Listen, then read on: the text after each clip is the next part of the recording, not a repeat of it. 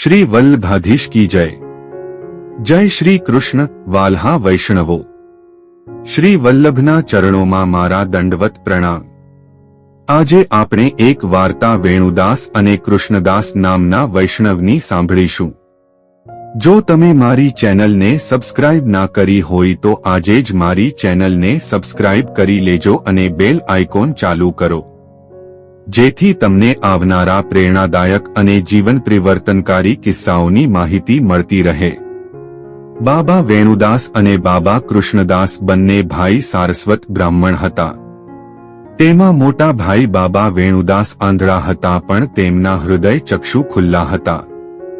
આ બંને ભાઈ શ્રી કેશવરાયજીના આગળ કીર્તન કરતા હતા. યાદવદાસ કરીને એક વાણિયો તેમના સંગમાં હતો.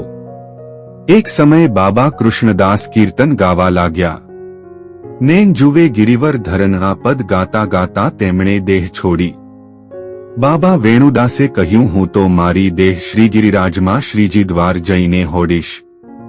એમ કરીને તેમણે પોતાના નાના ભાઈ કૃષ્ણદાસને સંસ્કાર શ્રી કેશવરાયજીના મંદિરની પછવાડે કર્યો. સૂતક ઉતર્યા પછી શુદ્ધ થઈને શ્રીજી દ્વાર ચાલ્યા. યાદવદાસ વાણિયા સંગમાં હતા. બાબા વેણુદાસે શ્રીનાથજીના આગળ કીર્તન કર્યું ત્યારે શ્રીનાથજીના ગળામાંથી ફૂલની માળા નીકળી પડી. તે માળા અને પ્રસાદી બીડા રામદાસ ભીતરિયાએ બાબા વેણુદાસને આપ્યું. તેમણે માથે ચઢાવી લીધું. શ્રીનાથજીની ઈચ્છા જાણીને રામદાસજીએ બાબા વેણુદાસને કહ્યું કે તમારી વિદાયગીરી શ્રીનાથજીએ કરી. બાબા વેણુદાસે શ્રીનાથજીને દંડવત કર્યા અને શ્રી ગિરિરાજ ઉપરથી નીચે ઉતરવા લાગ્યા. બાબા વેણુદાસે યાદવદાસ વાણિયાને કહ્યું કે હું નીચે ઉતરી મારી દેહ હોડીશ, તેથી તું સાવધાન રહેજે. એમ કરીને પર્વતથી નીચે ઉતર્યા. દંડવત કરતા માત્રમાં જ બાબા વેણુદાસની દેહ છૂટી. યાદવદાસ વાણિયાએ તેમને અગ્નિ સંસ્કાર કર્યો. પછી શુદ્ધ થઈને યાદવદાસ શ્રી ગુસાઈજીના દર્શન કરવા આવ્યા. શ્રી ગુસાઈજીએ તેમને પરમ ભગવદીય જાણીને વિચાર્યું કે આમની પણ એક દિવસ એવી જ સ્થિતિ છે, તેથી એમને શ્રીનાથજીની સેવામાં રાખીએ તો ઠીક. તેથી પોતે યાદવદાસને કહ્યું, તમે એકલા છો, તેથી શ્રીનાથજીની સેવા કરો. તેમણે કહ્યું, કૃપાનાથ જેવી આજ્ઞા. શ્રી ગુસાઈજીની આજ્ઞાથી યાદવદાસ શ્રીનાથજીની ટહેલ સેવા કરવા લાગ્યા.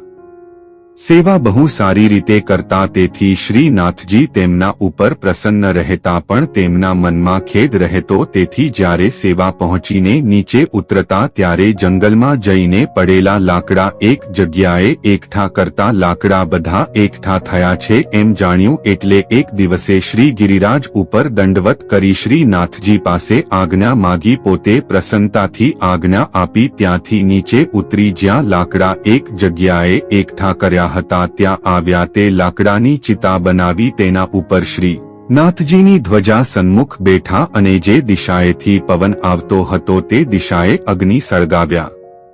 પછી ધ્વજાને પ્રણામ કરી શ્રીનાથજીનું સ્મરણ કરી તત્કાલ દેહ છોડી. યાદવદાસે પોતાના હાથથી પોતાના દેહનો અગ્નિસંસ્કાર કર્યો. તેનો હેતુ એવો હતો કે તેમણે બાબા વેણુદાસનો તથા બાબા કૃષ્ણદાસનો સંસ્કાર કર્યો હતો. તેનો અનુભવ પોતાને થયો હતો. તેથી તેમણે પોતાના મનમાં વિચાર્યું કે મારો સંસ્કાર કરવામાં સઘળા સેવકોને કષ્ટ પડશે અને સેવામાં અંતરાય પડશે, તેથી પોતાના હાથે પોતાનો સંસ્કાર કરવો તે સારું એમ ધારી પોતાના હાથે સંસ્કાર કર્યો. તેમ બાબા વેણુદાસ તથા કૃષ્ણદાસે કહ્યું હતું કે જલ્દી આવો, વિલંબ કરશો નહીં. તેથી તેમને લીલામાં વહેલું જવું હતું, પણ શ્રી ગુસાઈજીએ શ્રીનાથજીની ટહેલ સોંપી એટલે આટલો વિલંબ પડ્યો નહીં. કયારનાએ ગયા હોત. 2-3 દિવસ વીત્યા પછી શ્રી ગુસાઈજીએ સેવકોને પૂછ્યું કે યાદવદાસ જણાતા કેમ નથી? સેવકોએ કહ્યું, મહારાજ યાદવદાસ લાકડા એક જગ્યાએ એકઠા કરતા હતા. શ્રી ગુસાઈજીએ કહ્યું, ત્યાં જઈને જુઓ તો ખરા. વૈષ્ણવો ત્યાં જઈને જુએ છે તો રાખનો ઢગલો પડ્યો છે. તેમણે આવીને કહ્યું, મહારાજ યાદવદાસ તો જણાતા નથી, પણ રાખનો ઢગલો પડેલો જણાય છે. શ્રી ગુસાઈજીએ કહ્યું, એ તો લીલામાં ગયા. આપે શ્રી મુખથી કહ્યું, એ એવા ભગવદ્ ભક્ત હતા કે જેમણે કોઈને દુઃખ ન દીધું અને સ્વેચ્છાથી પોતાની દેહ છોડી. એ ત્રણે શ્રી મહાપ્રભુજીના સેવક પરમ કૃપાપાત્ર ભગવદીય હતા. જેમની સરાહના શ્રી ગુસાઈજી આપ શ્રી મુખથી કરતા એવા કૃપાપાત્ર હતા તેમની વાર્તાનો પાર નથી. આ વાર્તામાંથી આપણે શીખીએ છીએ કે શ્રીનાથજીની આજ્ઞા પ્રમાણે તેમનું ઘણી જ શુદ્ધતાથી સતત સ્મરણ કરતા કરતા પોતાની ઈચ્છાનુસાર કોઈને પણ કષ્ટ આપ્યા વગર દેહ છોડવો એના કરતા ભક્તનું બીજું વધારે પરાક્રમ શું હોઈ શકે?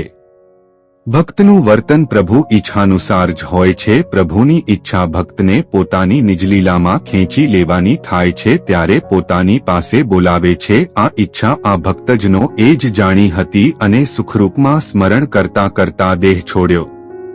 જય શ્રી કૃષ્ણ. વાલ્હા વૈષ્ણવો, શ્રી વલ્લભના ચરણોમાં મારા દંડવત પ્રણામ.